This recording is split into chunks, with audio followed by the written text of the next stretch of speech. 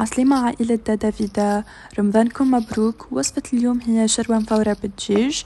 أول حاجة نعملوها هي نقصوا البصل بالطريقة هذيكا، ومن بعد نضيفوله الدجاج اللي بالطبيعة نكونوا غسلناه ونظفناه قبل. نتعداو لمرحلة التفويح، نحطو شوية فلفل أكحل، شوية تونة كركم، وشوية تونة ملح قد ما نحبو، معناها الملح حسب الرغبة، وتابل وفلفل أحمر. ريتك اللون متاع الفلفل محلاه. من بعد نزيدو طماطم معجونة، غرفة ونص، ملعقة ونصف طماطم مركزة، وبعد كده نحطو أوراق الرند من الفوق. من بعد نزيدو مقدار مغرفة زيت باش نجمو نخلطو الدجاج واللفاحات متاعنا ويصيرو لفاحات متمزجين مع بعضهم ويدخلوا بالبيه في الدجاج.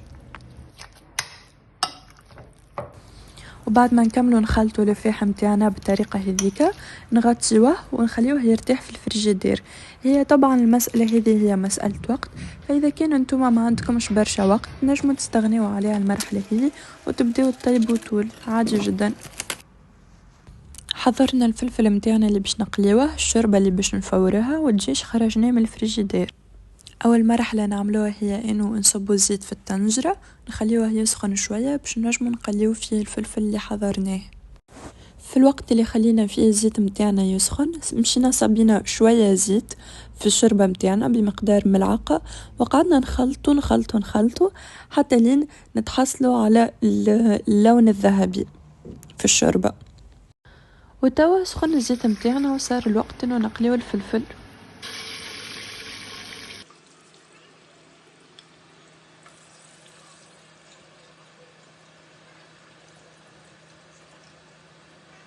الفلفل متاعنا طاب، خرجناه وحطيناه على جنب. توا باش نبداو نطيبو في الشوربه مفوره متاعنا. اول حاجه هي نحطو الدجاج في الزيت، نفس الزيت اللي قلينا فيه الفلفل.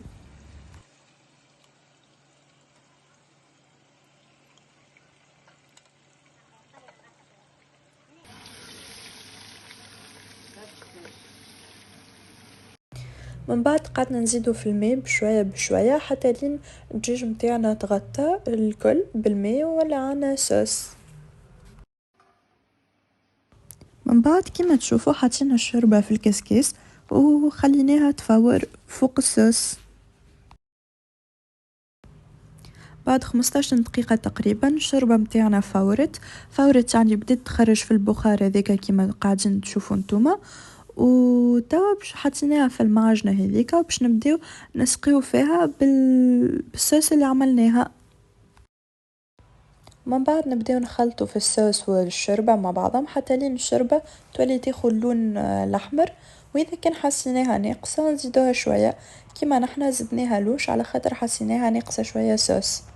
وبالطبيعة كل ما نزيدو صوص كل ما نزيدو نخلطو مرة أخرى. اوكي نكملو نرجعو الكسكس متاعنا نحطوه في القدرة ونعاودو نستناو الشوربة مرة أخرى حتى لين تفور، يعني يطلع منها البخار مرة أخرى. وكي يطلع منها البخار مرة أخرى نخليوها في الحالة هذيك درجين، ومن بعد نعاودو نحيوها ونعملو نفس المرحلة مرة أخرى.